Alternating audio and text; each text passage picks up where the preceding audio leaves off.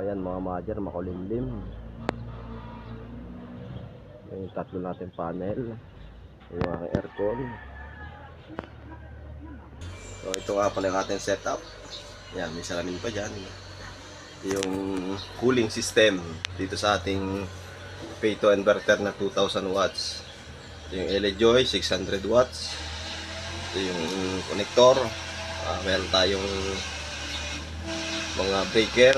So ito lang muna yung ginamit ko, yung pinaglumaan dati. So, hindi ko pa napapalitan. So goods naman. So napapagana niya ang washing machine. Ito naman yung aking battery. Tatlong 12 amperes at 12 volts na 25 amperes.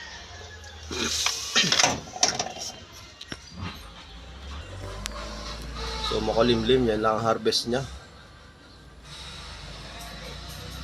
Ayan, 12.4 din dito.